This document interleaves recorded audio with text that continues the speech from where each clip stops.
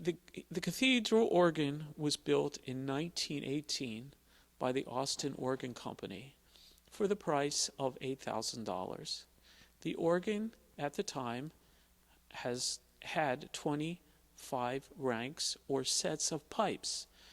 A rank of pipes is 61 pipes for the 61 keys on the organ. So that was the original organ. And in 1982, when I came, I started to renovate the organ and put new pipes in to give the organ more brilliance for congregational singing and also to be able to play different kinds of organ literature. That's what makes this organ so different and so beautiful. Compared to other organs in the state, there are many, many other beautiful organs. It's just in this beautiful church, the acoustics, and perhaps the voicing of how the new pipes and the old pipes have gone together creates a beautiful sound in the church. Also for cathedral events such as ordinations and high holy days, the organ has many, many features on it that make it especially beautiful and regal for these occasions. This organ has 4 sets of sounds. One is a string sound, and the string sound is similar to a viola or a violin in the organ. Not exactly, but it has that similar sound.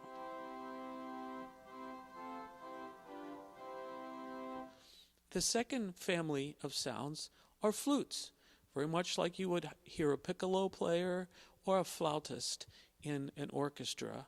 And this organ has several flutes. So if I'm doing a flute solo, I can choose this sound. We have a piccolo.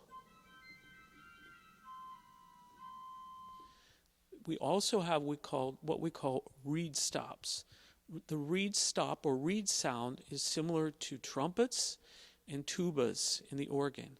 This organ has what we call a festival trumpet, which is a super loud trumpet to make a beautiful sound for weddings and high diocesan ceremonies.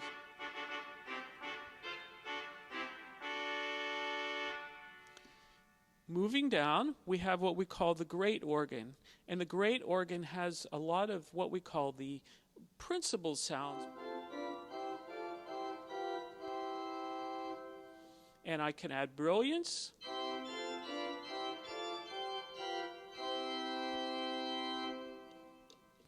And notice the tuba.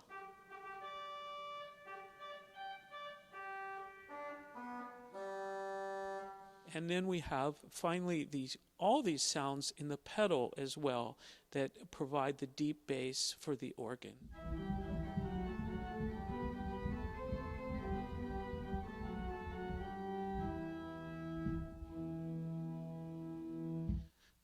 This organ is a wedding of engineering and art, and most pipe organs are. Because this one dates back to 1918, it has its own characteristic sound, but it also, through the years of renovation and adding pipes and changing the sound, it's a kind of a mixture of the old and new. There's about 30 ranks of pipes, and each rank is 61 pipes, and that's about 1,800 pipes in the organ that range from the size of 16 feet long to the size of a pencil. The larger pipes provide the deep bass sound. The smaller pipes supply or provide the brilliance to the organ. This organ did not have a lot of brilliance to it because the time period in 1918, organs were very much similar to orchestras. And secondly, there was not congregational singing. They don't build them like this now, but back in 1918 and for many, many years, the Austin organ had the universal wind chest, and it allows you to walk in and see the mechanism without taking out millions of screws to access the organ. There's an airlock, and to get under pressure or up to the wind pressure of what the organ needs to blow all the pipes, which are the whistles, we would have to enter, and it's very much like a submarine or an airplane.